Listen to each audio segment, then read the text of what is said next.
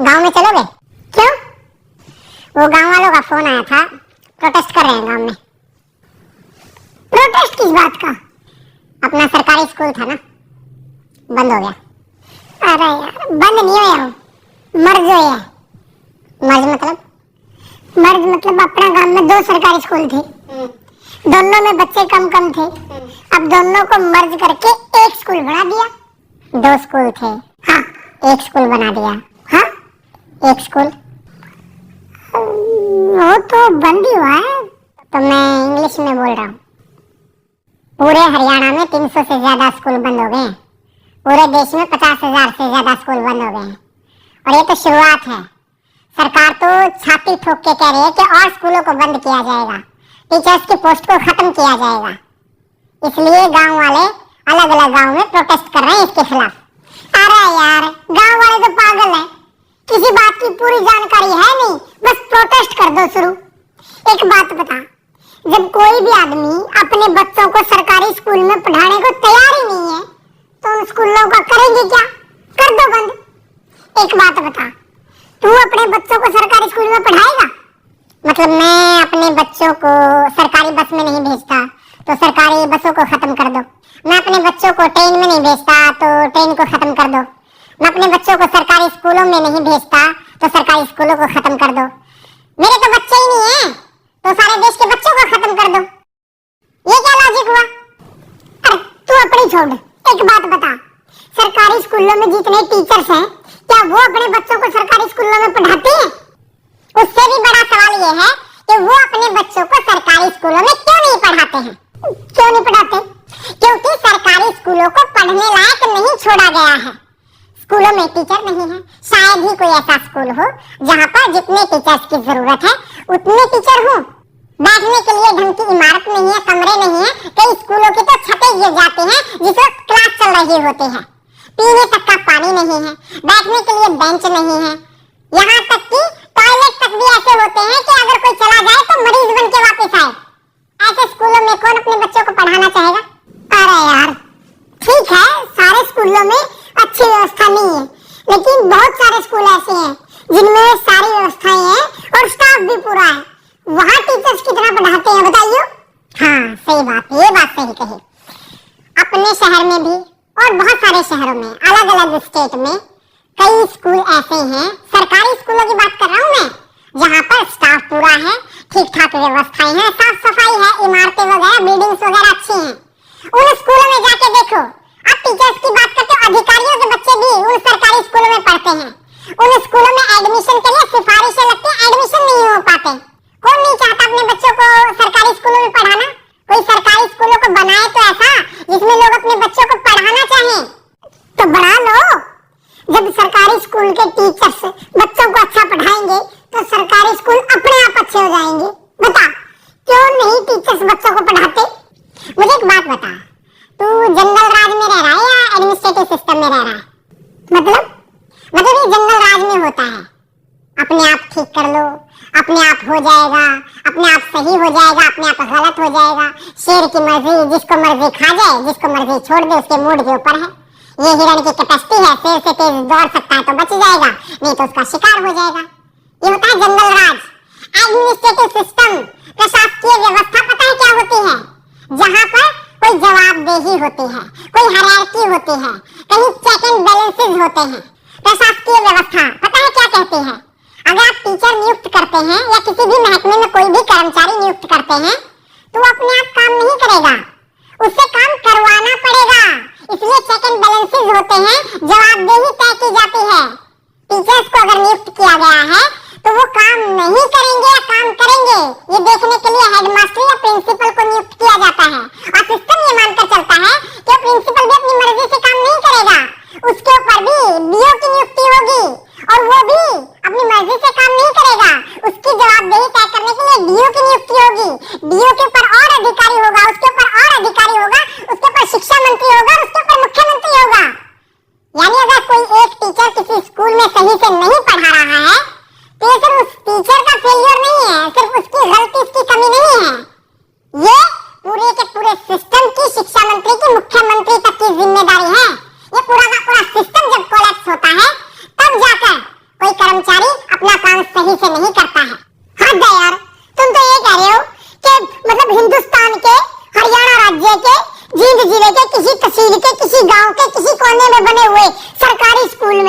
एक अध्यापक पढ़ा नहीं रहा तो उसके लिए जिम्मेदार शिक्षा मंत्री, उसके लिए जिम्मेदार मुख्यमंत्री है।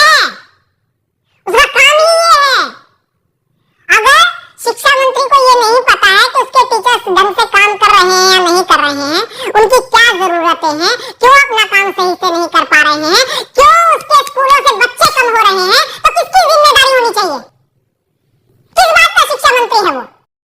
अगर वो अपने स्कूलों को सही से नहीं चला पा रहा है तो उसको हटाओ नौकरी से, किसी और को लगाओ। और क्या बात करते हो, सरकारी स्कूलों के टीचर्स अपना काम नहीं करते?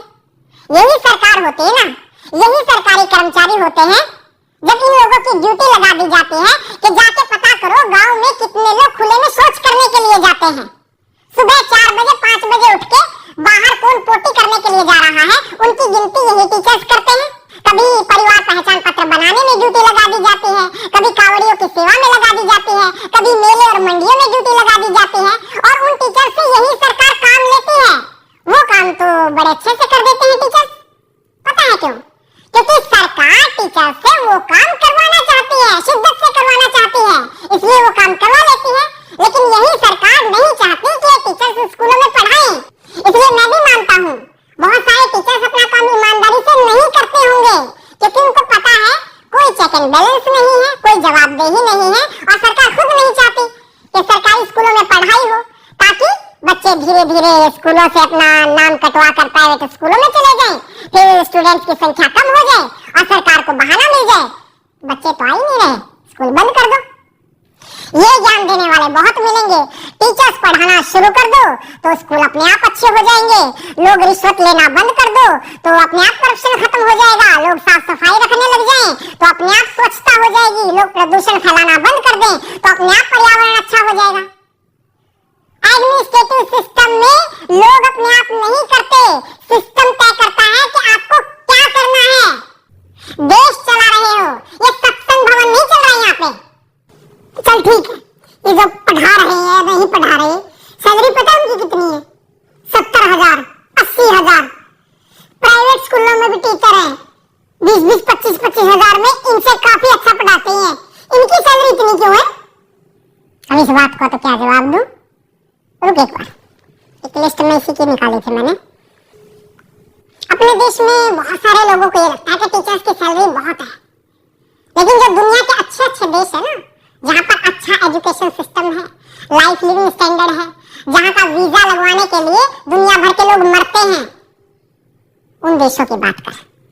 कनाडा में $1 लाख सालाना, $1 लाख सालाना टीचर्स की औसत इनकम है।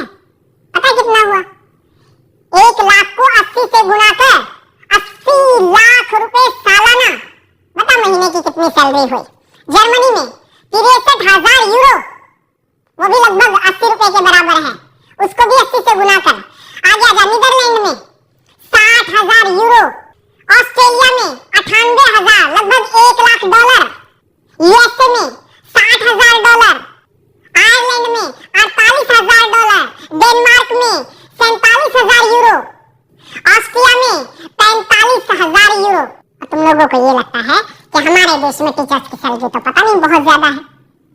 प्राइवेट स्कूलों में तो 20,000 में पढ़ा रहे हैं।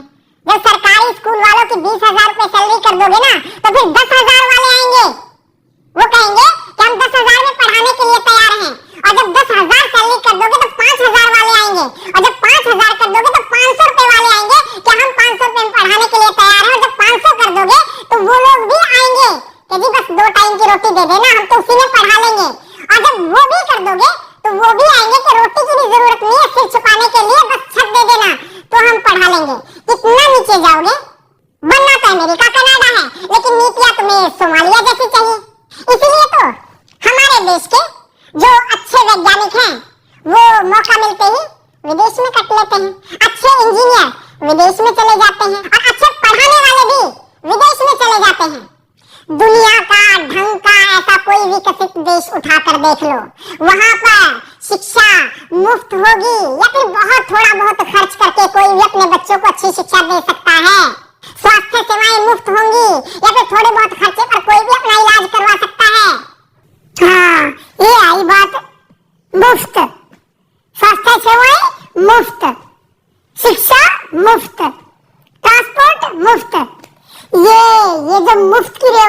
सिस्टम है ना, यही गलत है। क्यों दो भाई मुफ्त? एक तो ये बात तो गलती से मुझसे ही निकल गई, फ्री। फ्री क्या होता है? तो सरकार को टैक्स देता है, हाँ 28% तक जीएसटी देता है, दूध दही तक के ऊपर भी टैक्स है, पानी तक के ऊपर टैक्स है, कहीं इनकम टैक्स, कहीं प्रॉपर्टी टैक्स, कहीं जुर्माना है, कहीं टोल टैक्स, गाड़ी लो तो टैक्स, सुई लो तो टैक्स, हवाई जहाज लो तो टैक्स, 50 तरह के टैक्स देता है।